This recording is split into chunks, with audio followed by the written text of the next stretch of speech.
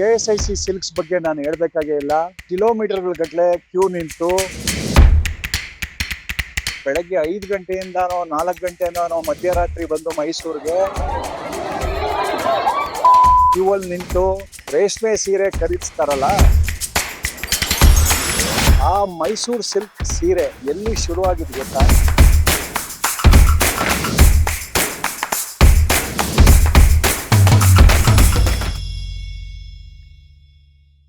ನಾನಿವತ್ತು ಟಿ ನರಸೀಪುರದಲ್ಲಿದ್ದೀನಿ.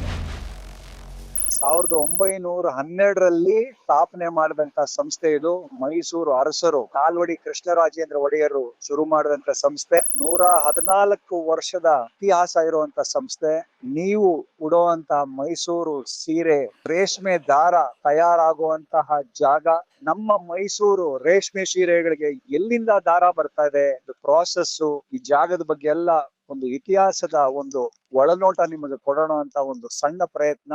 ಬನ್ನಿ, ರೇಷ್ಮೆ ಸೀರೆಗೆ ರೇಷ್ಮೆ ದಾರ ಯಾವ ರೀತಿ ತೆಗಿತಾರೆ ಅಂತ ಹೇಳಿ. ಹೊರಗಡೆ ನಮ್ಗೆ ಟೆಕ್ನಿಕಲ್ ಸ್ಟಾಫ್ ಇದ್ದಾರೆ.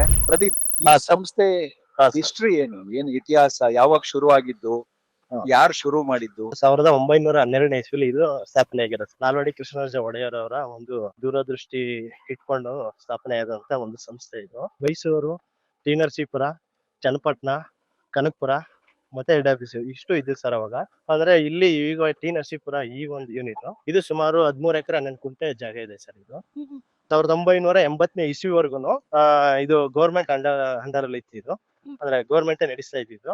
ಅವಾಗ ಗೌರ್ಮೆಂಟ್ ಸಿಲ್ಕ್ ವಿಲೇಜರ್ ಅಂತ ಕರಿತಾ ಇದ್ವು. 80 ಆದ್ಮೇಲೆ 1981 ನವೆಂಬರ್ ಅಲ್ಲಿ ಇದನ್ನ ಕಾರ್ಪೊರೇಷನ್ ಮಾಡಿದ್ರು ಸರ್. ಅವಾಗ ಇದು ಕಾರ್ಪೊರೇಷನ್ ಆಗಿ ಇದಾಗಿದೆ. ಅಂದ್ರೆ ಆವಾಗ ಏನು ಅಂತಂದ್ರೆ ಸ್ಥಾಪನೆ ಆದಾಗ ಆ ಟೈಮಲ್ಲಿ ಏನು ಅಂತಂದ್ರೆ ಮಹಾರಾಜರು ಅವರು ಉಪಯೋಗಿಸಕ್ಕೆ ಇದನ್ನ ಸ್ಥಾಪನೆ ಮಾಡಿದ್ದು ಫಸ್ಟ್ ಸರ್. ಅದನ್ನ ಅದ ನಂತರದಲ್ಲಿ ಫ್ಯಾಮಿಲಿ ಮತ್ತೆ ಅಲ್ಲಿ ಕೆಲಸಗಳು ಮಾಡ್ತಾರಲ್ಲ ಅವರ ಕೆಲಸಗಾರರಿಗೆ ಅದನ್ನ ಕೊಡೋಣ ಅನ್ನೋ ದೃಷ್ಟಿಯಲ್ಲಿ ಅದನ್ನ ಸ್ವಲ್ಪ ಮಾಡಿದ್ರು ಸರ್. ಅದೊಂದು ಸ್ವಲ್ಪ ದಿನ ಆದ್ಮೇಲೆ ನೆಕ್ಸ್ಟ್ ಇದು ಕೈಗಾರಿಕೆ ಮಾಡಿದ್ರೆ ಒಂದಷ್ಟು ಜನಕ್ಕೆ ಕೆಲಸನೂ ಆಗುತ್ತೆ, ಉದ್ಯೋಗನೂ ಆಗುತ್ತೆ. ಆ ಒಂದು ದೃಷ್ಟಿಯಿಂದ ಕೈಗಾರಿಕೆ ಮಾಡೋದು ಒಳ್ಳೇದು ಅಂತ ಅಂದ್ಬಿಟ್ಟು ಆಮೇಲೆ ಇದನ್ನ ಕೈಗಾರಿಕೆ ಮಾಡಿದ್ದು ಸರ್. ಇದನ್ನ ಆ ನಂತರದಿಂದ ಇದು ಕಂಟಿನ್ಯೂ ಆಗಿ ನಡ್ಕೊಂಡ್ ಬರ್ತೀವಿ. ಈ ರೇಷ್ಮೆ ಗೂಡು ಸರ್ ಎಲ್ಲೆಲ್ಲಿಂದ ತಗೊಳ್ತಾ ಇದ್ದೀರಾ ಇವಾಗ? ಸರ್ ಈಗ ನಾವು ಒಂದು ಶಿಡ್ಲಘಟ್ಟದಿಂದ ಪರ್ಚೇಸ್ ಮಾಡ್ತಿದ್ವಿ. ಅದಾದ್ಮೇಲೆ ರಾಮನಗರದಿಂದ, ಕೊಳ್ಳೇಗಾಲ ಮಾರುಕಟ್ಟೆಯಿಂದ ಮತ್ತೆ ಮೈಸೂರು ಮಾರುಕಟ್ಟೆ, ಒಟ್ಟು ನಾವು 4 ಕಡೆಯಿಂದ 4 ಮಾರ್ಕೆಟ್. ಮಾರುಕಟ್ಟೆಯಿಂದಾನೇ ತಗೊಳ್ತೀರಾ ಇಲ್ಲ ರೈತರ ಹತ್ರ ತಗೊಳ್ತೀರಾ? ಇಲ್ಲ ಸರ್, ನಾವು ಮಾರುಕಟ್ಟೆಯಿಂದಾನೇ ತಗೋತೀವಿ. ಅಲ್ಲಿ ಸರ್ಕಾರಿ ಮಾರುಕಟ್ಟೆ ಅಂತಾನೆ ಇದೆ ಸರ್. ಅಲ್ಲೇ ಹೋಗಿ ನಾವು ಪರ್ಚೇಸ್ ಮಾಡ್ತೀವಿ. ಅಲ್ಲಿಗೆ ನಮ್ಮ ಒಂದು ಹೆಡ್ ಆಫೀಸ್ ಇಂದ ಪರ್ಚೇಸ್ ಆಫೀಸರ್ಗಳು ಹೋಗ್ತಾರ ಸರ್ ಅಲ್ಲಿಗೆ. ಅದ್ರ ಜೊತೆಗೆ ಇಲ್ಲಿ ವೈಮೆಂಟ್ ಅಸಿಸ್ಟೆಂಟ್ ಒಬ್ರು, ಲೋಡರ್ ಒಬ್ರು ಹೋಗ್ತಾರೆ ಸರ್. 1 ಮಾರ್ಕೆಟ್ಗೆ 3 ಜನ, ಹಂಗೆ ಒಟ್ಟು 4 ಮಾರ್ಕೆಟ್ಗೂ ಹೋಗ್ತಾರೆ ಸರ್. ಅಲ್ಲೆಲ್ಲ ಕ್ವಾಲಿಟಿ ಎಲ್ಲ ಚೆಕ್ ಮಾಡಿ ಎಲ್ಲ ತೂಕ ಮಾಡ್ಕೊಂಡಿರೋ. ಹೌದು ಸರ್, ಅಲ್ಲಿ ಫಸ್ಟ್ ಅಲ್ಲಿ ಇದು ಚೆಕ್ ಮಾಡ್ತಾರೆ ಸರ್, ಸೆಲ್ ರೇಷಿಯೋ ಚೆಕ್ ಮಾಡ್ಬಿಟ್ಟು ಆಮೇಲೆ ಅದನ್ನ ಖರೀದಿ ಮಾಡ್ತಾರೆ ಸರ್. ಅದನ್ನ ಕ್ವಾಲಿಟಿ ಮೇಲೆ ಎಷ್ಟು ಕೆಜಿ ಪರ್ಚೇಸ್ ಮಾಡ್ಬೇಕು ಅನ್ನೋ ಡಿಪೆಂಡ್ ಆಗುತ್ತೆ ಸರ್. ಈಗ ಮಾರುಕಟ್ಟೆಗೆ ಎಷ್ಟು ಕೆಜಿ ಗೂಡು ಬರುತ್ತೆ, ಇದ್ರಲ್ಲಿ ಎಷ್ಟು ಲಾಟು ಕ್ವಾಲಿಟಿ ಇದೆ ಅಂತ ಅದನ್ನ ಪರಿಶೀಲನೆ ಮಾಡ್ಬಿಟ್ಟು ನಂತರದಲ್ಲಿ ಅದನ್ನ ಖರೀದಿ ಮಾಡ್ತಾರೆ ಸರ್. ರೈತರು ತಂದಂತ ಗೂಡು ಎಲ್ಲಾ ತರದ ಗೂಡುಗಳನ್ನು ಪರ್ಚೇಸ್ ಮಾಡ್ತೀರಾ ಇಲ್ಲ ಅದನ್ನೇನ ರಿಜೆಕ್ಟ್ ಮಾಡ್ತಾರ? ಸರ್, ಅಲ್ಲಿ ಮಾರುಕಟ್ಟೆಯಲ್ಲಿ ಸರ್ ಅಲ್ಲಿ ಫಸ್ಟ್ ಕ್ವಾಲಿಟಿ, ಸೆಕೆಂಡ್ ಕ್ವಾಲಿಟಿ ಅಂತ ಅಲ್ಲಿ ಬೈಫರ್ಫಿಕೇಶನ್ ಮಾಡಿರ್ತಾರೆ ಸರ್. ಫಸ್ಟ್ ಕ್ವಾಲಿಟಿ ಮಾಡಿದಾಗ ಅದ್ರಲ್ಲಿ ಅಂದ್ರೆ ಎಲ್ಲ ಅಲ್ಲಿ ಮಾರ್ಕೆಟ್ ಅಲ್ಲಿ ಫಸ್ಟ್ ಕ್ವಾಲಿಟಿ ಫಸ್ಟ್ ಹಾಕೊಂಡಿರ್ತಾರೆ ಸರ್. ಅದ್ರಲ್ಲೇ ಉತ್ತಮವಾಗಿರೋದು ಯಾವ್ದು ಅನ್ನೋದನ್ನ ನಮ್ಮ ಪರ್ಚೇಸ್ ಆಫೀಸರ್ ಅದನ್ನ ಚೆಕ್ ಮಾಡ್ತಾರೆ ಸರ್. ಅದಲ್ಲದೆ ಸೆಲ್ ರೇಷಿಯೋ ಬೇರೆ ಅಲ್ಲಿ ಮಾಡ್ಲಿಕ್ಕೆ ಅವಕಾಶ ಉಂಟು. ಆ ಸೆಲ್ ರೇಷಿಯೋ ಮಾಡ್ಬಿಟ್ಟು ಆಮೇಲೆ ಗೂಡು ಖರೀದಿ ಮಾಡ್ತಾರೆ ಸರ್. ಅದು ಆನ್ಲೈನ್, ಪೂರ್ತಿ ಆನ್ಲೈನ್. ಮೈಸೂರು ರೇಷ್ಮೆ ಸೀರೆನಲ್ಲಿ ಬರುವಂತಹ ರೇಷ್ಮೆ ಕ್ವಾಲಿಟಿ ಎಲ್ಲ ಫಸ್ಟ್ ಕ್ವಾಲಿಟಿನೇ ಇರುತ್ತಾ? ಹೌದು ಸರ್, ನಾವು ಕಪ್ಪನ್ ಪರ್ಚೇಸ್ ಮಾಡೋದೆಲ್ಲ ಫಸ್ಟ್ ಕ್ವಾಲಿಟಿನೇ ಇದೆ ಸರ್. ಸೆಕೆಂಡ್ ಕ್ವಾಲಿಟಿ ಇಲ್ಲ ಸರ್, ಪರ್ಚೇಸ್ ಮಾಡಲ್ಲ ಸರ್. ಓಕೆ, ಸೆಕೆಂಡ್ ಕ್ವಾಲಿಟಿ ಕೊಕ್ಕುನೆಲ್ಲ ಅಂದ್ರೆ ಗೂಡೆಲ್ಲ ಎಲ್ಲಿಗೆ ಹೋಗುತ್ತೆ ಅದೆಲ್ಲ? ಸರ್, ಅಂದ್ರೆ ನಾವು ಅದನ್ನ ಖರೀದಿ ಮಾಡಲ್ಲ. ಎಲ್ಲಿಗೆ ಹೋಗುತ್ತೆ, ಯಾರು ತಗೊಳ್ತಾರ ಅದೆಲ್ಲ ಸೆಕೆಂಡ್? ಸರ್, ಇನ್ನು ರೀಲರ್ಸ್ ತುಂಬಾ ಜನ ಇದಾರೆ ಸರ್. ಅಲ್ಲಿ ಲೋಕಲ್ ರೀಲರ್ಸ್ ಹೊರಗಡೆ ಇರಲ್ಲ, ಅದನ್ನ ಪರ್ಚೇಸ್ ಮಾಡ್ತಾರೆ ಸರ್. ಯಾಕಂದ್ರೆ ನಾವು ಏನಕ್ಕೆ ಅಂದ್ರೆ ನಾವು ಒಂದು ಸ್ಟ್ಯಾಂಡರ್ಡ್ ಅನ್ನ ಇಟ್ಕೊಂಡಿದೀವಿ. ISO ಸರ್ಟಿಫಿಕೇಟ್ ಇರೋದ್ರಿಂದ ನಾವು ಅದನ್ನೇ ಮೇಂಟೈನ್ ಮಾಡ್ಬೇಕಲ್ಲ, ಅದಕ್ಕೋಸ್ಕರ ನಾವು ಫಸ್ಟ್ ಕ್ವಾಲಿಟಿ ಗೂಡನ್ನೇ ನಾವು ಖರೀದಿ ಮಾಡ್ತೀವಿ ಸರ್. ಅಂದ್ರೆ ನೀವು ಕೊಡ್ತಾ ಇರೋ ಇವತ್ತು ಮೈಸೂರು ರೇಷ್ಮೆ ಉತ್ಕೃಷ್ಟ ದರ್ಜೆ ಹೌದು ಸರ್. ಹೌದು, ಸೆಕೆಂಡ್ ಕ್ವಾಲಿಟಿ ಯಾವುದೇ ಕಾರಣಕ್ಕೂ ಮುಟ್ಟಲ್ಲ? ಇಲ್ಲ ಸರ್, ಅದನ್ನೇ ನಾವು ಪರ್ಚೇಸ್ ಮಾಡಲ್ಲ. ಇವಾಗ ಗೂಡು ಬರುತ್ತೆ ನಿಮಗೆ? ಸರ್, ಗೂಡು ಬಂದ ತಕ್ಷಣ ಏನು ಚೆಕ್ ಮಾಡ್ತೀರಾ ಫಸ್ಟ್? ಏನು ಇಲ್ಲ ಸರ್, ಅದನ್ನ ಮತ್ತೆ ರಿವೇಮೆಂಟ್ ಮಾಡ್ತೀವಿ ಸರ್. ಅದನ್ನ ಅಂದ್ರೆ ಬಂದಿರೋ ಇದನ್ನ ಈಗ ಇನ್ವಾಯ್ಸ್ ಅಲ್ಲಿ ಇರೋ ಪ್ರಕಾರನೇ ವೆಯ್ಟ್ ಇದೆಯಾ ಅಂತ ಇನ್ನೊಂದ್ಸಲ ನಾವು ಪರಿಶೀಲನೆ ಮಾಡ್ತೀವಿ ಸರ್. ಅದನ್ನ ಪರ್ ಬ್ಯಾಗ್ ಇದ್ರಲ್ಲಿ ಹಾಕಿ ತೂಕ ಮಾಡ್ಬಿಟ್ಟು ನಾವು ಮಾಡ್ತೀವಿ. ನಂತರದಲ್ಲಿ ಏನ್ ಮಾಡ್ತೀವಿ ಅಂದ್ರೆ ಇಲ್ಲಿ ನಾವು ಸೆಲ್ ರೇಸ್ ಚೆಕ್ ಮಾಡ್ತೀವಿ ಸರ್ ಅದನ್ನ. ಈಗ ಅದು ಗೂಡು ಮತ್ತೆ ಹುಳ ಅದನ್ನ ಸೆಪರೇಟ್ ಮಾಡಿ ನಾವು ಸೆಲ್ ರೇಸ್ ಚೆಕ್ ಮಾಡ್ತೀವಿ ಸರ್ ಅದನ್ನ. ಚೆಕ್ ಮಾಡ್ಬಿಟ್ಟು ನಂತರದಲ್ಲಿ ನಾವು ಅದು ಕ್ವಾಲಿಟಿ ಏನಿದೆ ಅಂತ ಪ್ರತಿಯೊಂದು ಲಾಟ್ ಈಗ ಸರ್ ಈಗ ಒಂದು 500 ಕೆಜಿ ನಾವು ಪರ್ಚೇಸ್ ಮಾಡಿದೀವಿ ಅಂದ್ರೆ ಒಂದು ಅದರಲ್ಲಿ 8 ಅಥವಾ 10 ಲಾಟ್ ಬಂದ್ರೆ 10 ಲಾಟ್ ನಾವ್ ಏನ್ ಮಾಡ್ತೀವಿ ಅಂತಂದ್ರೆ ಅದ್ರ ಸೆಲ್ ರೇಸ್ ನಾವು ಚೆಕ್ ಮಾಡ್ತೀವಿ. ಆ ಸೆಲ್ ರೇಸ್ ಚೆಕ್ ಮಾಡಿದಾಗ ನಮ್ಗೆ ಏನಾಗುತ್ತೆ ಅಂದ್ರೆ ಕ್ವಾಲಿಟಿ ಉತ್ತಮವಾಗಿದೆಯೋ ಇಲ್ವೋ ಅನ್ನೋದು ನಮ್ಗೆ ಗೊತ್ತಾಗ್ಬಿಡುತ್ತೆ ಸರ್. ಸರ್ ಇದು ಫ್ಲಾಶ್ ಅಂತ ಕರಿತೀವಿ ಸರ್. ಇದನ್ನ ಫ್ಲಾಶ್ ಅಂತ ಕರಿತೀವಿ. ಆ ಗೂಡಿನ ಮೇಲ್ಗಡೆ ಪದರ ಇರುತ್ತಲ್ಲ ಸರ್, ಇದನ್ನ ತೆಗಿತೀವಿ ಸರ್. ಇದನ್ನ ಏನಾಗುತ್ತೆ ಅಂದ್ರೆ ಈ ಬ್ರಷಿಂಗ್ ಹೋದಾಗ ಅದು ಸಿಗಾಕೊಳ್ಳುತ್ತೆ. ಅದಕ್ಕೆ ಏನ್ ಮಾಡ್ತೀವಿ ಮೇಲೆ ದಾರ ಒಳಗಡೆ ತೆಗೆದು. ಹೌದು ಸರ್, ಇದು ಫ್ಲಾಶ್ ಅಂತ ಕರಿತೀವಿ. ಬಟ್ ಇದ್ರ ಕ್ವಾಲಿಟಿ ಚೆಕ್ ಮಾಡಕ್ಕೆ ಇದನ್ನ ತೆಗೆದುಬಿಟ್ಟು ಇದನ್ನ ತೂಕ ಮಾಡ್ತೀರಾ? ಹೌದು ಸರ್, ಅದನ್ನ ತೆಗೆದ್ಬಿಟ್ಟು ಅಲ್ಲ ಮೇಲ್ಗಡೆ ಏನ್ ಚುಂಚೆ ಏನಿದೆ ಅದನ್ನೆಲ್ಲ ತೆಗಿತೀವಿ ಸರ್. ಅದನ್ನ ಸರ್ ಇದನ್ನ ಬಯೋವಾಲ್ಟಿನ್ ಕಕ್ಕುನ್ ಅಂತ ನಾವು ಕರಿತೀವಿ ಸರ್. ಇದನ್ನ ವೈಟ್ ಕಕ್ಕುನ್ನ. ಇದರಲ್ಲಿ ಒಂದು ಗೂಡಲ್ಲಿ ಸರ್ ನಿಮಗೆ 1000 ರಿಂದ 1200 ಮೀಟರ್ ದಾರ ಬರುತ್ತೆ ಸರ್. ಇದ್ರಲ್ಲಿ ಕಡಿಮೆ ಅಂದ್ರೆ ಸರ್ ಇದರಿಂದ ಒಂದು 700 ರಿಂದ 800 ಮೀಟರ್ ದಾರ ಬರುತ್ತೆ ಸರ್ ಇದರಲ್ಲಿ. ಅಂದ್ರೆ ಇದರಲ್ಲಿ 1 kg ನಾವು ಸಿಲ್ಕ್ ನಾವು ಏನಾದ್ರು ಮ್ಯಾನುಫ್ಯಾಕ್ಚರ್ ಮಾಡಬೇಕು ಅಂದ್ರೆ 6 kg ಗೂಡ್ ಬೇಕು ಸರ್. ಇದನ್ನ 1 kg ಸಿಲ್ಕ್ 6 kg ಗೂಡ್ಬೇಕು. 6 kg ಗೂಡ್ ಬೇಕು ಸರ್. ಈ ಸೀರೆ ಮಾಡಕ್ಕೆ ಎಷ್ಟು kg ಬೇಕು ಸಿಲ್ಕ್? ಸರ್ ಅಂದ್ರೆ ಅದು ಮೀಟರ್ ಲೆಕ್ಕ ಇರುತ್ತೆ. ಹೆಚ್ಚು ಕಡಿಮೆ ಅಂತಂದ್ರೆ ಒಂದ್ 400 ಗ್ರಾಮ್ ಬೇಕು ಸರ್. ಒಂದ್ ಸೀರೆ ಇದು ಮಾತ್ರ 400 ಗ್ರಾಮ್ ಬೇಕು. ಇದು ಯಾವ್ದಕ್ಕೆ ಉಪಯೋಗಿಸ್ತೀರಾ? ಈ ದಾರ ಇದು ಯಾವ ದಾರಕ್ಕೆ ಉಪಯೋಗಿಸ್ತೀರಾ? ಇದು ಸರ್ ಇದು ವಾರ್ಪ್ ಮತ್ತೆ ವೆಪ್ಗೆ ನಾವು ಉಪಯೋಗಿಸ್ತೀವಿ ಸರ್ ಇದನ್ನ. ಅಂತಂದ್ರೆ ಇದರಲ್ಲಿ ನಮ್ಗೆ ದಾರದ ಗಾತ್ರ ಅಂದ್ರೆ ಜಾಸ್ತಿ ಬರುತ್ತೆ ಸರ್ ನಿಮ್ಗೆ. ಇದರಲ್ಲಿ ಇದು ಕಡಿಮೆ ಬರುತ್ತೆ. ಬಟ್ ಇದೇನಂತಂದ್ರೆ ಇದು ನಿಮ್ಗೆ ಶೈನಿಂಗ್ ಬರುತ್ತೆ ಸರ್. ಶೈನಿಂಗ್ ಮತ್ತೆ ಇದೆಲ್ಲ ಚೆನ್ನಾಗಿ ಬರುತ್ತೆ ಸರ್. ಇದು ನಿಮ್ಗೆ ಸ್ಟ್ರೆಂತ್ ಮತ್ತೆ ಇದೆಲ್ಲ ಚೆನ್ನಾಗಿ ಬರುತ್ತೆ ಸರ್. ಸರ್ ಚೆಕ್ ಮಾಡಾದ್ಮೇಲೆ ಏನ್ ಮಾಡ್ತೀವಿ, ಮೇಲ್ಗಡೆ ಇದಿದೆ ಸರ್, ಅಲ್ಲಿಂದ ನಾವು ಗೂಡನ್ನ ಹಾಕ್ತಿವಿ. ಅಂದ್ರೆ ಇದು ಡ್ರೈ ಅಂದ್ರೆ ಹಾಟ್ ಅಂಡ್ ಡ್ರೈಯರ್ ಅಂತ ಸರ್ ಇದು ನಾವು ಕರೆಯೋದು. ಆದ್ರೆ ಇದನ್ನ ಡ್ರೈ ಮಾಡಿ ಇಟ್ಕೊಂಡ್ರೆ ಸರ್ ನಮ್ಗೆ ಏನಾಗುತ್ತೆ ಅಂದ್ರೆ ಒಂದು 6 ತಿಂಗಳವರೆಗೂ, ಒಂದು 5 ರಿಂದ 6 ತಿಂಗಳವರೆಗೂ ನಾವು ಸ್ಟೋರೇಜ್ ಮಾಡಿ ಇಟ್ಕೋಬಹುದು ಸರ್. ಒಳಗಡೆ ಹುಳ ಇರುತ್ತಲ್ಲ ಸರ್, ಲೈವ್ ಇರುತ್ತೆ, ಅದು ಜೀವಂತವಾಗಿರುತ್ತೆ. ಅದು ಅಕಸ್ಮಾತ್ 2 ದಿನ 3 ದಿನ ಬಿಟ್ರೆ ಸರ್ ಅದು ಆ ಹುಳಕ್ಕೆ ರೆಕ್ಕೆ ಬಂದು ಇದರಿಂದ ಗೂಡಿಂದ ಈಚೆ ಬಂದ್ಬಿಡ್ತೀವಿ ಸರ್. ಅದಾಗಬಾರ್ದು ಅಂತ ನಾವೇನ್ ಮಾಡ್ತೀವಿ ಅಂದ್ರೆ ಇದನ್ನ ಡ್ರೈವ್ ಮಾಡ್ತೀವಿ ಸರ್. ಸರ್ ಇದು 3 ಚೇಂಬರ್ ಇದೆ ಸರ್ ಇದರಲ್ಲಿ. ಮೊದಲನೇ ಚೇಂಬರ್ 130 ರಿಂದ 110 ಇದೆ ಸರ್. ಎರಡನೇ ಚೇಂಬರ್ 90 ರಿಂದ 110 ಇದೆ. ಮೂರನೇ ಚೇಂಬರ್ 80 ರಿಂದ 60 ಇದೆ ಸರ್. ಅಂದ್ರೆ high temperature to low temperature ನಾವು ಮಾಡ್ತೀವಿ.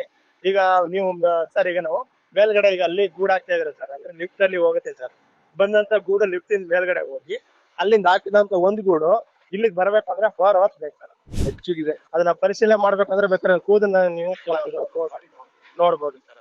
ಸರ್ ಡ್ರೈ ಮಾಡಾದ್ಮೇಲೆ ಅದನ್ನ ನಾವು 13 kgಗೆ 1 ಬ್ಯಾಗು ಅಂತ ಅಂದ್ಬಿಟ್ಟು ಲೆಕ್ಕ ಮಾಡ್ತೀವಿ ಸರ್. ಅದನ್ನ ಡ್ರೈ ವೇಟ್ಗೆ 13 kgಗೆ 1 ಬ್ಯಾಗು ಅಂತ ನಾವು ಮಾಡ್ತೀವಿ ಸರ್.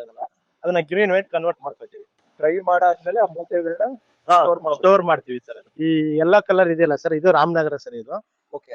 ಪಿಂಕ್ ಕಲರ್ ಇದೆಯಲ್ಲ ಸರ್, ಇದು ಶಿಡ್ಲಘಟ್ಟ ಸರ್. ಇದು ಮತ್ತೆ ಇದು ವೈಟ್ ಕಲರ್ ಇದ್ರದ್ದು ಇರೋದು ಕೊಳ್ಳೇಗಾಲ ಮಾರ್ಕೆಟ್ ಸರ್. ಇದು ಅಂದ್ರೆ ನಾವು ಹೌದು ಸರ್, ಅಂದ್ರೆ ನಾವು ಯಾವ ಮಾರ್ಕೆಟ್ ಅಂತ ಐಡೆಂಟಿಫಿಕೇಶನ್ ಮಾಡೋದಕ್ಕೋಸ್ಕರ ನಾವು ಕಲರ್ ಅಲ್ಲಿ ಇದನ್ನ ಹಾಕೊಂಡಿದೀವಿ ಸರ್, ಕಾರ್ಡ್ ಹಾಕಿದೀವಿ. ಅಂದ್ರೆ ಒಂದು ಲಾಟ್ ಅಲ್ಲಿ ಈಗ ಒಂದು 600 kg 700 kg ಇರುತ್ತೆ. ಆ 700 kgಗೆ ಒಂದು 17 ಬ್ಯಾಗು 18 ಬ್ಯಾಗು ಈ ತರ ಬರುತ್ತೆ ಸರ್. ಅದನ್ನ ಈಗ 2 ದಿನ 3 ದಿನ ಆದ್ಮೇಲೆ ಹೆಚ್ಚು ಕಡಿಮೆ ನಮ್ಗೆ ಒಂದು 100-150 ಬ್ಯಾಗು ಆ ತರ ಆಗುತ್ತೆ ಸರ್. ಒಂದು 5-6 ದಿನ ಬಿಟ್ಕೊಂಡ್ರೆ ಅವಾಗ ಏನ್ ಮಾಡ್ತೀವಿ ಅಂದ್ರೆ ಮುಗುತ್ತಷ್ಟೇ ನಾವೇನ್ ಮಾಡ್ತೀವಿ, ಇಲ್ಲಿಗೆ ನಾವು ಶಿಫ್ಟ್ ಮಾಡ್ಕೋತೀವಿ ಸರ್. ಅಂದ್ರೆ ಆಟೇರಿಂದ ನಾವು ಇಲ್ಲಿಗೆ ಮಾಡ್ತೀವಿ ಸ್ಟೋರೇಜ್ ಗೂಡ್ ಸ್ಟೋರ್ ಮಾಡಿದ್ದೀರಿ. ಈಗ ಸರ್ ಈಗ ನಮ್ಮ ಹತ್ರ 68,000 kg ಇದೆ ಸರ್. ಸೊ ಇಲ್ಲಿ ಇವಾಗ 68,000 kg 68,000 kg ಗೂಡಿದೆ. ಹೌದು ಸರ್. 68,000 kg ಗೂಡಲ್ಲಿ 68 ಟನ್ ಗೂಡು. ಹೌದು ಸರ್. ಇಷ್ಟು ಗೂಡಲ್ಲಿ ಸರ್ ಎಷ್ಟು ಸೀರೆ ಮಾಡಬಹುದು ಸರ್? ಸುಮಾರು ಒಂದು ಅಂದಾಜು ಒಂದು 18,000 ಸೀರೆ ಮಾಡಬಹುದು ಸರ್. ಇವಾಗ ಅಂದ್ರೆ ನಿಮ್ ಪ್ರಕಾರ 9,000 kg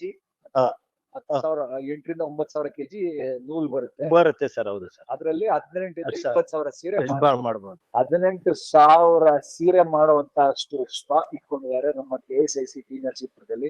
ಪ್ರತಿದಿನ ಎಷ್ಟು ಟನ್ ಗೂಡು ಬರುತ್ತೆ ಸರ್? ಅಂದ್ರೆ ಅದ್ರ ಕ್ವಾಲಿಟಿ ಮೇಲೆ ಡಿಪೆಂಡ್ ಆಗುತ್ತೆ ಸರ್. ಈಗ ಒಂದು ದಿನ 1,500 ಆಗ್ಬೋದು, ಒಂದ್ ದಿನ 2,000 ಆಗ್ಬೋದು, 2,500 ಆಗ್ಬೋದು. ಆ ತರ ಗೂಡು ಕ್ವಾಲಿಟಿ ಮೇಲೆ ಡಿಪೆಂಡ್ ಮಾಡಿ ಎಷ್ಟು kg ತಯಾರಿಸ್ತೀರಾ ಸರ್? 140 ರಿಂದ 160 kg ವರೆಗೆ ನಾವು ಒಂದ್ ದಿನದಲ್ಲಿ ಪ್ರೊಡಕ್ಷನ್ ಮಾಡ್ತೀವಿ. ಪ್ರತಿದಿನ ಬರೀ 300 ರಿಂದ 350 ಸೀರೆ ಸಿಗುತ್ತೆ ಅಷ್ಟೇ ಜನರಿಗೆ. ಹೌದು ಸರ್, ಅಷ್ಟೇ ಅಲ್ವಾ? ಇವಾಗ ಮೈಸೂರಲ್ಲಿ ಸರ್ ಈಗ ಒಂದು ದಿನಕ್ಕೆ 300 320 ಸೀರೆ ಮಾಡ್ತಾ ಇದ್ದಾರೆ ಸರ್. ಹಾ. ಇವಾಗ ಬೇಡಿಕೆ ಜಾಸ್ತಿ ಆಗಿರೋದ್ರಿಂದ 400 ಸೀರೆವರೆಗೂ ಆಗ್ತಾ ಇದೆ ಅಂತ ನಮ್ಮ ಅದಕ್ಕೆ ಇಷ್ಟು ಡಿಮಾಂಡ್. ಯಾಕಂದ್ರೆ ಹೌದು ಪ್ರೊಡಕ್ಷನ್ ಇರೋದೇ 300 ರಿಂದ 350 ಸೀರೆ ಹೌದು. ಅಷ್ಟು ಬರ್ತಾರೆ. ಇವಾಗ ಗೊತ್ತಾಗಿರ್ಬೇಕು ನಿಮಗೆ ಯಾಕಪ್ಪ ಇಷ್ಟು ಡಿಮಾಂಡ್ ಇದ್ರು ಬರೀ 300-350 ಸೀರೆ ಅಷ್ಟೇ ಸಿಗ್ತಾ ಇದೆ ಅಂತಂದ್ರೆ ಅಷ್ಟೇ ನೂಲು ತೆಗಿಯಕ್ ಆಗ್ತಾ ಇರೋದು. ಅಂದ್ರೆ ಡಿಮಾಂಡ್ ನಿಮ್ಗೆ ದಿನಕ್ಕೆ 1000-2000 ಸೀರೆ ಬೇಕು ಅಂದ್ರೂ ನೂಲು ತಯಾರಾಗ್ತಾ ಇರೋದು 300 ರಿಂದ 350 ಅಥವಾ 400 ಸೀರೆ ಬೇಕಾಗಿರೋಷ್ಟು ನೂಲು. ಆದ್ರೂ ಸಹ ಪ್ರೊಡಕ್ಷನ್ ಹೆಚ್ಚು ಮಾಡುವಂತ ಪ್ಲಾನ್ ಗಳೆಲ್ಲ ಹಾಕೊಂಡಿದೀವಿ. ಹೊಸ ಮೆಷಿನ್ಸ್ ಎಲ್ಲ ತರಿಸ್ತಾ ಇದೀವಿ. ಇನ್ನೂ ಒಂದು 100 ಹೆಚ್ಚು ಸೀರೆ ಕೊಡುವಂತ ಪ್ರಯತ್ನ ನಡೀತದೆ. ಒಂದು 400-500 ಸೀರೆವರೆಗೂ ಮಾಡುವ ಪ್ರಯತ್ನ ನಡೀತಾ ಇದೆ ಅಂತ ಹೇಳಿದ್ರು.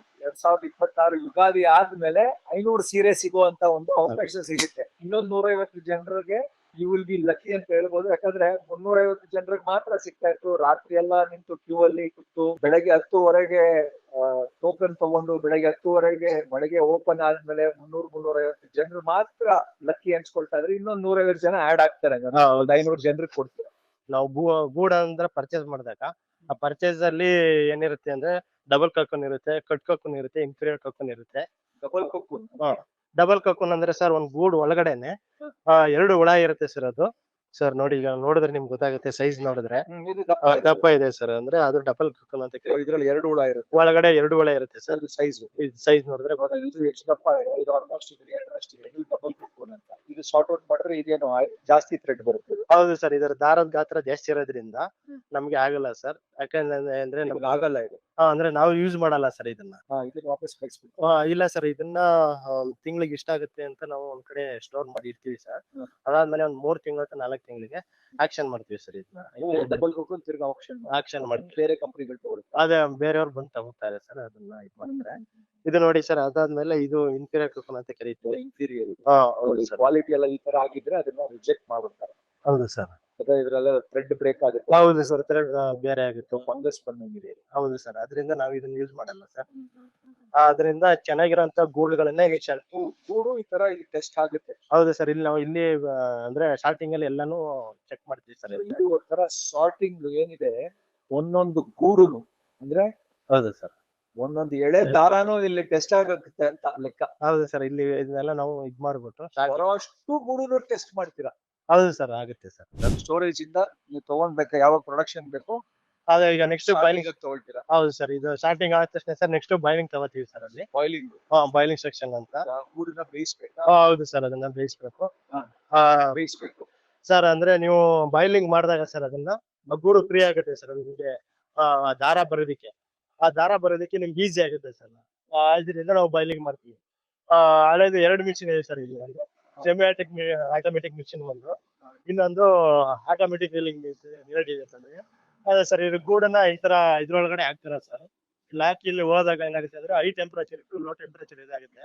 ಅಂದ್ರೆ 45 ರಿಂದ 55 ಡಿಗ್ರಿ ಸೆಲ್ಸಿಯಸ್ ಅಲ್ಲಿ ಇದು ಮಾಡ್ತೀವಿ ಸರ್. ಇದನ್ನ ಕುಕಿಂಗ್ ಮಾಡ್ತೀವಿ. ಆ ಕುಕಿಂಗ್ ಮಾಡಿದಾಗ ಏನಾಗುತ್ತೆ ಅಂತಂದ್ರೆ ಆ ಬಾಯ್ಲಿಂಗ್ ಚೆನ್ನಾಗಿ ನೀಟಾಗಿ ಆಗುತ್ತೆ ಸರ್. ನೀಟಾಗಿ ಆದ್ಮೇಲೆ ಲೋ ಟೆಂಪರೇಚರ್ ಆಗಿ ಬರುತ್ತೆ. ಅವಾಗ ನಾವು ಇದ್ ಮಾಡ್ಲಿಕ್ಕೆ ಅಂದ್ರೆ ಅದ್ರ ಮುಟ್ಟೋದಕ್ಕೆ ಈಸಿ ಆಗುತ್ತೆ ಸರ್. ತೊಂದರೆ ಇರಲ್ಲ. ಆ ರೀತಿಯಾಗಿ ನಾವು ಮಾಡ್ತೀವಿ ಸರ್. ಅಂದ್ರೆ ಈ ಪ್ರೊಸೆಸ್ ಮಾಡಿರೋದ್ರಿಂದ ಅಂದ್ರೆ ಕುಕಿಂಗ್ ಇದೆಲ್ಲ ಸರಿಯಾಗುತ್ತೆ ಸರ್. ಈ ಬಾಯ್ಲಿಂಗ್ ಎಲ್ಲ ನೀಟಾಗಿ ಆದ್ರೆ ಫಿಲಮೆಂಟ್ ಎಲ್ಲ ನೀಟಾಗಿ ಓಪನ್ ಆಗುತ್ತೆ ಸರ್. ಬರುತ್ತೆ, ದಾರ ಚೆನ್ನಾಗಿ ಬರುತ್ತೆ ಸರ್. ಈಗ ನೋಡಿ ಅಲ್ಲಿ ಇದಾಗಿ ಬಾಯ್ಲಿಂಗ್ ಆಗಿ ಇಲ್ಲಿ ಬರುತ್ತೆ ಸರ್. ಈಗ ಇದ್ರ ಒಳಗಡೆಗೆ ಬಂದಿದ್ ಗೂಡನ್ನ ಈ ಬಕೆಟ್ ಒಳಗಡೆ ಹಾಕಿ ಲೆಕ್ಕ ಒಂದು ಬಕೆಟ್ 700 ರಿಂದ 800 ಗ್ರಾಮ್ ಬರ್ತದ. ಇದನ್ನು ಒಬ್ಬೊಬ್ಬರಿಗ 19 ಬಕೆಟ್ ಬರ್ತದೆ. 19 ಬಕೆಟ್ ಒಂದು ಶಿಫ್ಟಿಗೆ ಒಬ್ಬೊಬ್ಬ ಒಂದೊಂದು ರೀಲರ್. ಅಲ್ಲಿಂದ 8 ಬರ್ತದಾಗ 25 ನಿಮಿಷ ಬೇಕು ಒಂದು ರ್ಯಾಕ್ ಅಲ್ಲಿ. ಅದೇ ನೋಡಿ ಸರ್. ಈಗ ನಿಮ್ಗೆ ಇದಾಯ್ತು ಅಂದ್ರೆ ನಿಮ್ಗೆ ದಾರ ಬರೋಕ್ ಶುರುವಾಗಿದೆ. ಇದು ಒಂದ್ ಎಳೆನಾ ಸರ್. ಇದನ್ನ ಇದ್ ಮಾಡ್ಕೊತಾರೆ ಸರ್. ಒಟ್ಟು ಈಗ ಒಂದು ದಾರ ಮಾಡ್ಕೊತಾರೆ. ದಾರ ಕಾಣ್ತಾನೆ ಇಲ್ಲ, ಅಷ್ಟು ಸಣ್ಣ ಇದೆ. ಒಂದು ಪ್ರೋಸೆಸ್ ನೋಡೋಣ. ಇದನ್ನ ಏನ್ ಮಾಡ್ತೀರಾ, ಬಕೆಟ್ ಲೆಕ್ಕದಲ್ಲಿ ಇವರಿಗೆ ಒಂದ್ ಬ್ಯಾಗ್ ಹಾಕಿದ್ರೆ ಅವ್ರಿಗೆ 3 ಬಕೆಟ್ ಬರುತ್ತೆ. ಆ ಲೆಕ್ಕದಲ್ಲಿ ಪ್ರತಿಯೊಂದೊಂದು ಇದಕ್ಕೂ ಹಾಕ್ತಿವಿ ಸರ್. ಇದರಲ್ಲಿ ಬಕೆಟ್ ಲೆಕ್ಕದಲ್ಲಿ ಇಲ್ಲಿ ಒಳಗಡೆ ಹಾಕ್ತಾರೆ ಮಾಡ್ಬಿಟ್ಟು ಒಳಗಡೆ ಇರ್ತಕ್ಕಂಥ ಇದನ್ನ ಇದು ಬರ್ತಲ್ಲ ಸರ್, ಅಲ್ಲೆಲ್ಲ ತೆಗಿತೀವಿ ಸರ್. ಇದನ್ನ ತೆಗಿತೀರಿ ಸರ್. ಇದನ್ನೆಲ್ಲ ತೆಗೆದು ಆಮೇಲೆ ಇದ್ ಮಾಡ್ತೀವಿ ಸರ್. ನೆಕ್ಸ್ಟ್ ಇದ್ರಲ್ಲಿ ಏನಾಗುತ್ತೆ ಅಂತಂದ್ರೆ ಒಳಗಡೆ ಇರ್ತಕ್ಕಂಥ ಬ್ರೆಸಿಂಗ್ ಆಗುತ್ತೆ ಸರ್. ಬ್ರೆಸಿಂಗ್ ಅಂತಂದ್ರೆ ಮೇಲ್ಗಡೆ ಇರ್ತಕ್ಕಂಥ ಈ ಜುನ್ಸ್ ಎಲ್ಲ ಹೋಗುತ್ತೆ. ಹೋಗಿ ನೀಟಾಗಿ ಆಗುತ್ತೆ ಸರ್. ಅವಾಗ ಏನಾಗುತ್ತೆ ಅಂದ್ರೆ ಆಟೋಮೆಟಿಕ್ ಅದೇ ತಗೋತಾ ಇರುತ್ತೆ. ಅಲ್ಲಿ ಬ್ರಷಿಂಗ್ ಆದ್ಮೇಲೆ ಬ್ರಷಿಂಗ್ ಆಗ್ತಾ ಇದೆ ಸರ್. ಅಲ್ಲಿ ಬ್ರಷಿಂಗ್ ಆದ್ಮೇಲೆ ಇದ್ರದ್ದೆಲ್ಲ ಏನಾಗುತ್ತೆ ನೋಡಿ ಸಿಗ್ತಾ ಇದೆ. ಆ ನಂತರದಲ್ಲಿ ಇದೆಲ್ಲ ನೀಟಾಗಿ ಎಳೆ ರೆಡಿಯಾಗಿ ರೆಡಿ ಆಗೋದಕ್ಕೆ ಮೂಡೆಲ್ಲ ರೆಡಿ ಇದೆ ಸರ್. ಈಗ ಆಟೋಮೆಟಿಕ್ ಇದೇ ಬೇರೆ ಇದೇ ಬೇರೆ ದಾರ ಇದು. ಸರ್ ಇದು ವೇಸ್ಟ್ ಸರ್. ಇದು ಯಾವ್ದಕ್ಕೆ ಹೋಗ್ಬಿಟ್ಟಿದ್ದು ಸರ್. ಇದನ್ನ ಆಕ್ಷನ್ ಮಾಡ್ತೀವಿ ಸರ್. ಇದನ್ನ ಆಕ್ಷನ್ ಮಾಡ್ತೀವಿ ಸರ್. ಗೂಡಿಂದ ಉಳವರೆಗೂ ಎಲ್ಲವೂ ಇದು ಉಪಯೋಗ ಬರ್ಬೇಕಾದ್ರೆ ಯಾವ್ದು ಲಾಸ್ ಇಲ್ಲ ಇದರಲ್ಲಿ ಮಾಡಬಹುದು ಸರ್.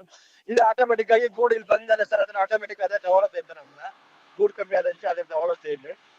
ಇದರಿಂದ ಅಲ್ಲಿ ಯಾವ ತರ ಬ್ರಷಿಂಗ್ ಅಲ್ಲಿ ಎಳೆಯಾಗಿ ಬರುತ್ತೆ ಟ್ರಾಲಿಗೆ ಗೂಡು, ಅದನ್ನ ಯೂಸ್ ಮಾಡ್ಕೊಂಡು ನಾವು ಅಂದ್ರೆ ಇದ್ರಲ್ಲಿ ಸೈಜ್ ಯಾವಾಗ 27 ಇರ್ಬೇಕು. 9 ಗೂಡೆ ಓಡ್ಬೇಕು ನಮ್ಗೆ.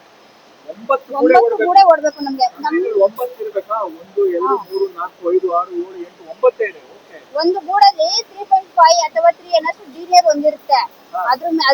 ಅದ್ರ ಮೇಲ್ಗಡೆ ನಾವು ಎಳೆನ ತೆಗೆಯುವಂಥದ್ದು. ಇದು ಸೆನ್ಸರ್ ಅಂತ ಕರೀತಾರೆ ಇದನ್ನ. ಇದು 9 ಗೂಡೆ ಓಡ್ಬೇಕು ಅನ್ನೋದು ಫಿಕ್ಸ್ ಆಗಿರುತ್ತೆ.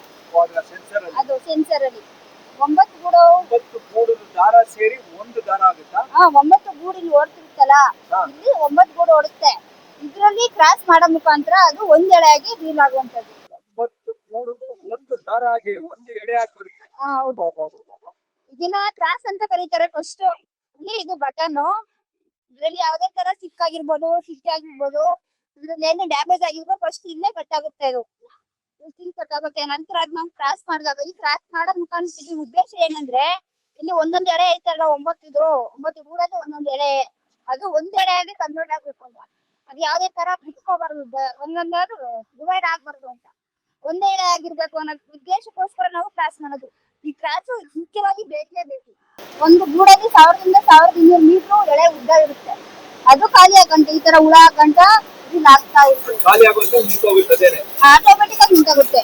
ಇದು ನಂತರ ನಾವೇನು ಹಾಕಲ್ಲ ಸರ್. ಅದೇ ಆಟೋಮೆಟಿಕ್ ಆಗಿ ಗೂಡು ತಗೋತಾರೆ. ಕಟ್ಟಾಗುತ್ತೆ. ಅದನ್ನ ಮಾತ್ರ ನಾವು ಕಟ್ಟೋದು. ಮತ್ತೆ ಅದ್ರಲ್ಲೇನು ಈಗ ಕಟ್ಟಾಗಿರ್ಬೋದು, ಕ್ರಾಸ್ ಹಿಂದೆ ಇರ್ಬೋದು, ಮತ್ತೆ ಇದ್ರಲ್ಲಿ ಎಳೆ ಹಿಂದೆ ಇರ್ಬೋದು, ಅದನ್ನ ಕಟ್ಟುವಂತದ್ದು ನಾವು.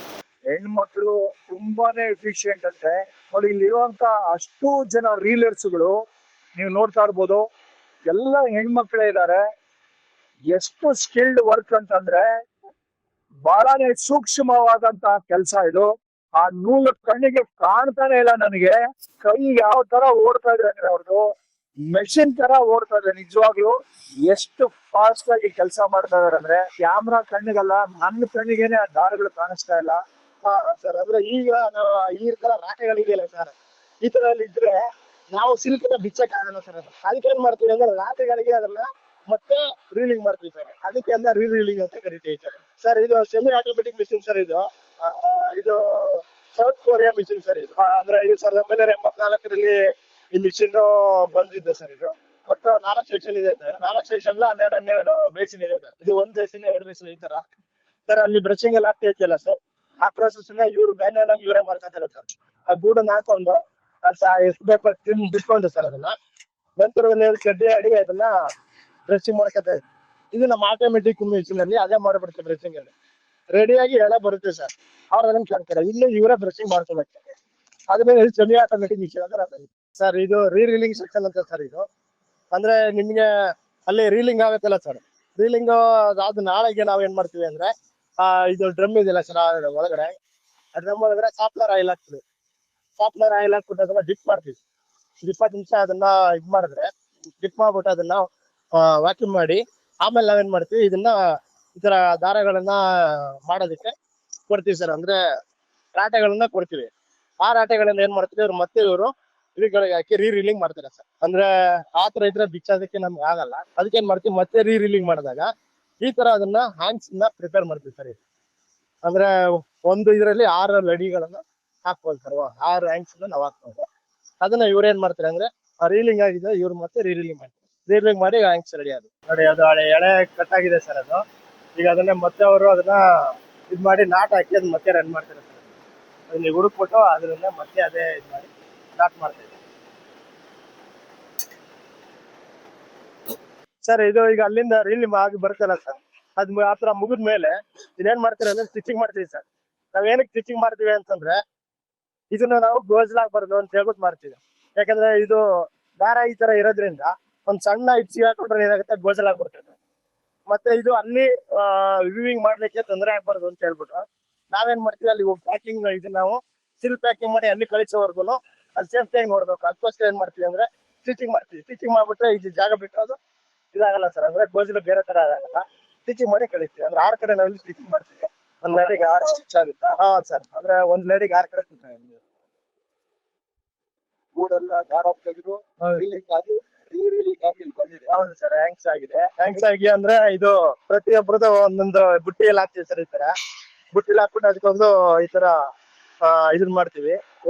ಕೋಡು ಇದೆ ಸರ್. ಇದು ರೇಷ್ಮೆ ಹುಳ ಗೂಡಾಗಿ ಆ ಗೂಡು ಸಾಲ್ಟಿಂಗ್ ಆಗಿ ಕ್ವಾಲಿಟಿ ಟೆಸ್ಟ್ ಆಗಿ ಗೂಡು ಬಾಯ್ಲ್ ಮಾಡಿ ದಾರ ರೀಲಿಂಗ್ ಮಾಡಿ ರೀಲಿಂಗ್ ಆಗಿ ಫೈನಲ್ ನೋಡಿ ಈ ತರ ಲಡಿ ಬರುತ್ತೆ. 140 ರಿಂದ 150 gram final product is ready.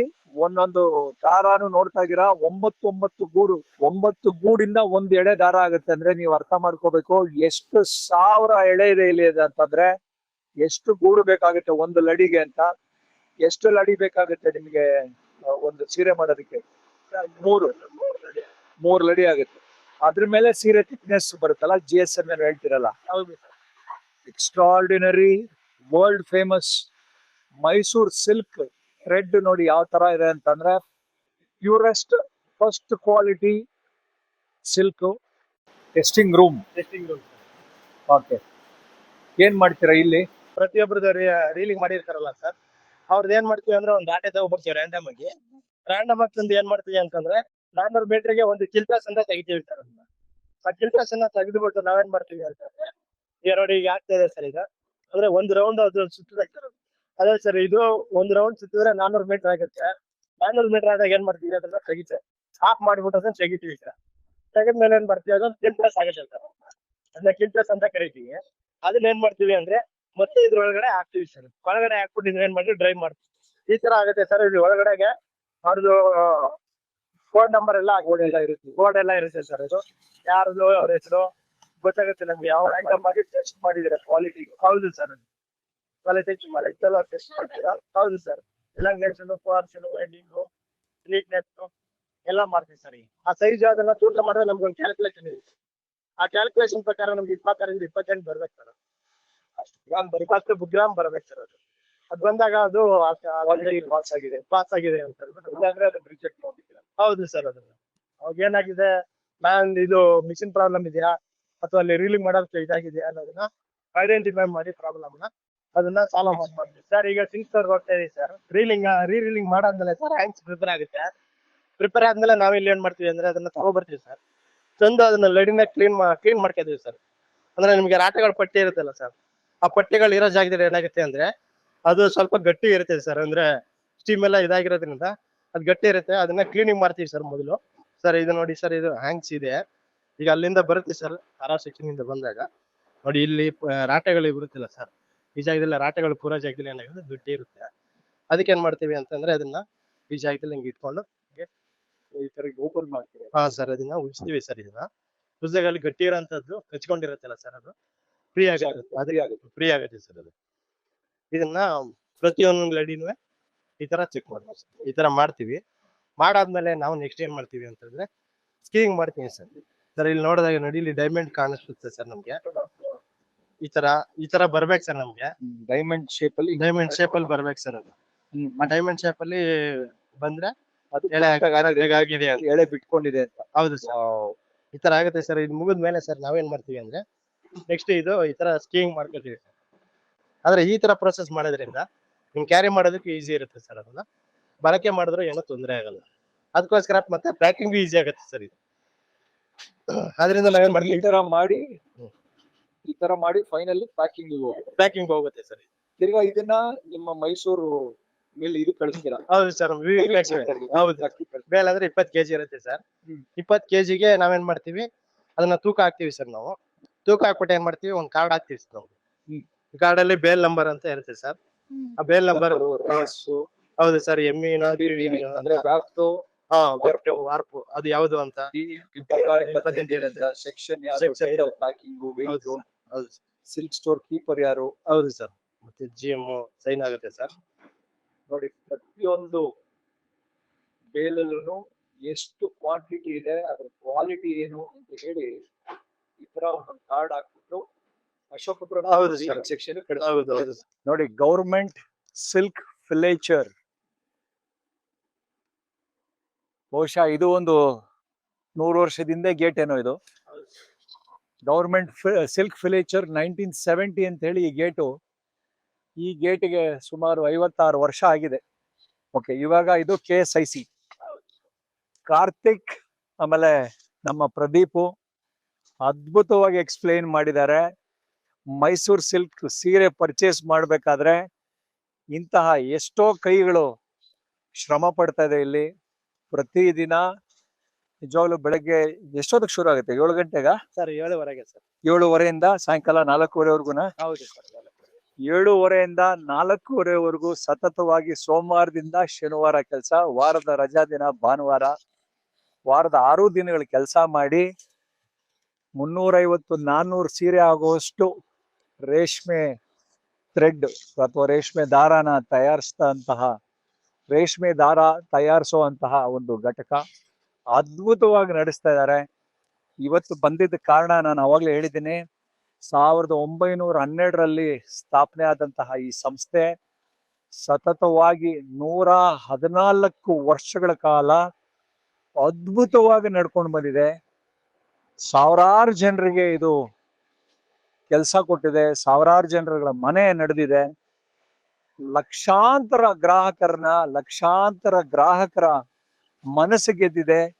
ಇವತ್ತಿಗೂ ನೋಡ್ತಾ ಇದ್ರೆ ನಮ್ಮ ಮೈಸೂರು ಸಿಲ್ಕ್ಸ್ ತಗೊಳ್ಳೋದಕ್ಕೆ ಮೈಸೂರಲ್ಲಿ ಕ್ಯೂ ನಿಂತ್ಕೊಳ್ತಾರೆ ಅಂದ್ರೆ, ಸುಮಾರು ದಿನಗಳಿಂದ ನೋಡ್ತಾ ಇದ್ದಾಗ ವಿಡಿಯೋ, ಏನಪ್ಪ ಇಷ್ಟು ಜನ ಈ ರೀತಿ ಬಂದು ಕ್ಯೂ ಅಲ್ಲೆಲ್ಲ ನಿಂತು ರಾತ್ರಿ 12-1 ಗಂಟೆಗೆಲ್ಲ ಬಂದು ಹಿಂದಿನ ದಿನ ಬಂದು ಮೈಸೂರಲ್ಲಿ ಹೋಟ್ಲಲ್ಲಿ ಸ್ಟೇ ಮಾಡಿ ಕಿಲೋಮೀಟರ್ ಗಟ್ಲೆ ಕ್ಯೂ ನಿಂತ್ಕೊಂಡು, ನಿಮ್ಗೆ ಏನ್ ಅನ್ಸುತ್ತೆ ಅದ್ರ ಬಗ್ಗೆ? ಸರ್, ನಮ್ಗೆ ಬಹಳ ಖುಷಿ ಆಗುತ್ತೆ ಸರ್. ಯಾಕಂತಂದ್ರೆ ನಮ್ಮ ಒಂದು ಸೀರೆಗೆ ಇಷ್ಟೊಂದು ಬೇಡಿಕೆ ಇದೆ ಅಂತ ಒಂದು, ಬಟ್ ನಾವು ಅಷ್ಟೇ ಕ್ವಾಲಿಟಿ ಮೇಂಟೈನ್ ಮಾಡ್ತಿದ್ವಿ. ಕೆಲವರೆಲ್ಲ ಏನಂತಾರೆ ಅಂದ್ರೆ, ಏನಪ್ಪ ಇಷ್ಟೊಂದು ರೇಟ್ ಅಂತ ಹೇಳ್ತಾರೆ ಸರ್. ಬಟ್ ಎಲ್ಲಾ ಪ್ರೋಸೆಸ್ ಇಷ್ಟೆಲ್ಲ ಆಗೋದಕ್ಕೆ ಈಗ ತಾವೇ ನೋಡಿದ್ರಿ. ನಿಜವಾಗ್ಲು ನಾನಂತೂ ಯಾವತ್ತು ಒಂದು ರೇಷ್ಮೆ ಫ್ಯಾಕ್ಟ್ರಿ ಅಂದ್ರೆ ದಾರ ಮ್ಯಾನುಫ್ಯಾಕ್ಚರ್ ಮಾಡೋ ಫ್ಯಾಕ್ಟ್ರಿಗೆ ಬಂದು ಇಷ್ಟು ಪ್ರಾಸೆಸ್ ಇದೆ ಅಂತ ಖಂಡಿತವಾಗೂ ನನಗೆ ಗೊತ್ತಿರ್ಲಿಲ್ಲ. ಇಷ್ಟು ಶ್ರಮ ಪಡ್ಬೇಕು ಅಂದ್ರೆ 350 ಸೀರೆ ತಯಾರಿಸೋದಕ್ಕೆ ಎಷ್ಟು ಜನ ಇದಾರೆ ಇಲ್ಲಿ? ಸರ್, ಈಗ ಟೋಟಲ್ 192 ಜನ ಇಲ್ಲಿ ಕೆಲಸ ಮಾಡ್ತಿದ್ದೀವಿ. ಅಂದ್ರೆ ಸುಮಾರು ಒಬ್ರು ಅಥವಾ ಇಬ್ರು ಕೆಲಸ ಮಾಡ್ಬೇಕು. ಒಂದು ಸೀರೆಗೆ ದಾರ ಬೇಕಿರೋ ಅಷ್ಟು ದಾರ ತೆಗಿಬೇಕು ಅಂತಂದ್ರೆ ಇಬ್ರು ಕೆಲಸ ಮಾಡ್ಬೇಕು ಒಂದು ದಿನ. 150ರಿಂದ 160 ಜನ ಅಂದ್ರೆ 300-350 ಸೀರೆ ತಯಾರಿಸುವಂತ ಏನು ದಾರ ಏನು ಉತ್ಪಾದನೆ ಆಗುತ್ತೆ, ಇಬ್ರು ಕೆಲಸ ಮಾಡ್ಬೇಕು ಪ್ರತಿದಿನ ದಾರ ಬರೋದಕ್ಕೆ. ಸೆಲೆಕ್ಷನ್, ಕ್ವಾಲಿಟಿ ಸೆಲೆಕ್ಷನ್ ಆದ್ಮೇಲೆ ಗೂಡನ್ನ ನೀವು ವಾರ್ಮ್ ಮಾಡ್ತೀರಾ, ಬಿಸಿ ಮಾಡ್ತೀರಾ, ಗೂಡು ಸ್ಟೋರ್ ಮಾಡಂತ ಗೂಡನ್ನು ತಿರ್ಗಾ ಸಾರ್ಟಿಂಗ್ ಹೋಗ್ಬೇಕು. ಸಾರ್ಟಿಂಗ್ ಆದ್ಮೇಲೆ ಬಾಯ್ಲಿಂಗ್ ಆಗ್ಬೇಕು, ಬಾಯ್ಲಿಂಗ್ ಆದ್ಮೇಲೆ ರೀಲಿಂಗ್ ಆಗ್ಬೇಕು, ರೀಲಿಂಗ್ ಆದ್ಮೇಲೆ ರೀಲಿಂಗ್ ಆಗ್ಬೇಕು, ರೀಲ್ ಆದ್ಮೇಲೆ ಲ್ಯಾಡಿಂಗ್ ಮಾಡ್ಬೇಕು, ಟೆಸ್ಟಿಂಗ್ ಆಗ್ಬೇಕು, ತಿರ್ಗಾ ಸ್ಟ್ರೆಂತ್ ಟೆಸ್ಟ್ ಮಾಡ್ತಾ ಇದ್ದೀರಾ, ಕ್ವಾಲಿಟಿ ಟೆಸ್ಟ್ ಮಾಡ್ತೀರಾ, ಕೊನೆಗೆ ಪ್ಯಾಕಿಂಗ್ ಆಗಿ ಮೈಸೂರು ಹೋಗಿ ಮಾನಂದವಾಡಿ ವೀವಿಂಗ್ ಸೆಂಟರ್ ಅಲ್ಲಿ ವೀವಿಂಗ್ ಆಗಿ ಸೀರೆ ಆಗ್ಬೇಕು. ಇಷ್ಟು ಪ್ರಾಸೆಸ್ ಪ್ರೊಸೀಜರ್ಗೆ ನೀವು ಕೊಡೋ ಬೆಲೆಗೆ ನಿಜವಾಗ್ಲು ಪ್ರತಿ ರೂಪಾಯಿ ಪೈಸಾ ವಸೂಲ್ ಅಂತಾರಲ್ಲ ಅಂತ ಅನ್ಸ್ತಾ ಅಲ್ವಾ? ಎಷ್ಟು ಪ್ರಾಸೆಸ್ ಇದೆ. ನಮ್ಮ ರಾಜ್ಯದ ಅತ್ಯದ್ಭುತವಾದಂತಹ ಮೈಸೂರು ಸಿಲ್ಕ್ ದಾರದ ತಯಾರಕ ಘಟಕದಲ್ಲಿ ಎಷ್ಟು ಶ್ರಮ ವಹಿಸಿ ನೀವು ಸೀರೆ ತಗೊಂಡು ಖುಷಿ ಪಡೋದನ್ನ ನೋಡಿ ಅವರು ಖುಷಿ ಪಟ್ಟು ಎಷ್ಟು ಜನರನ್ನ ನಾನು ಮಾತಾಡ್ಸಿ ಅಂದ್ರೆ ಪ್ರತಿಯೊಬ್ಬರಿಗೂ ಆ ಖುಷಿ ಇದೆ. ಪ್ರತಿಯೊಬ್ಬರಿಗೂ ಆ ಒಂದು ಏನೋ ಒಂದು ಗರ್ವದಿಂದ ಬಹಳ ಒಂದು ಪ್ಯಾಷನೇಟ್ ಆಗಿ ಕೆಲಸ ಮಾಡ್ತಾ ಇದಾರೆ. ನಾವು ಮಾಡ್ತಾ ಇರೋ ಕೆಲಸ, ನಮ್ಮ ರೇಷ್ಮೆಗೆ ಇಷ್ಟು ಬೇಡಿಕೆ ಇದೆಯಲ್ಲ ಅಂತೇಳಿ 350 ಸೀರೆ ಆಗೋದಕ್ಕೆ ಕೆಲಸ ಮಾಡ್ತಾ ಇದಾರೆ. ಇವಾಗ 500 ಸೀರೆ ಆಗುವಷ್ಟು ದಾರ ನಾವು ಉತ್ಪಾದನೆ ಮಾಡ್ತೀವಿ, ಇನ್ನು ಹೆಚ್ಚು ಮೆಷಿನ್ ತರ್ತಾ ಇದೀವಿ ಅಂತ ನಮ್ಮ GM ಮೇಡಮ್ ಮಂಜುಳಾ ಅವರು ಹೇಳ್ತಾ ಇದ್ರು. ಬಹಳನೇ ಖುಷಿ ಆಯ್ತು. ಪ್ರದೀಪ್, ಕಾರ್ತಿಕ್, ನಿಮಗೆ ಅನಂತ ಧನ್ಯವಾದಗಳು. ಬಹಳನೇ ಖುಷಿ ಆಯ್ತು. ಹ್ಯಾಟ್ಸ್ ಆಫ್, ನೀವು ಮಾಡ್ತಾ ಇರೋ ಕೆಲಸಕ್ಕೆ ಧನ್ಯವಾದಗಳು. ಈ ಸಂಸ್ಥೆ ಇನ್ನೂ 100 ಕಾಲ ಚೆನ್ನಾಗಿ ಬೆಳೀಲಿ ಅಂತ ಆಶಿಸ್ತಾ ನನ್ನ ಮಾತುಗಳನ್ನ ಮುಗಿಸ್ತಾ ಇದ್ದೀನಿ.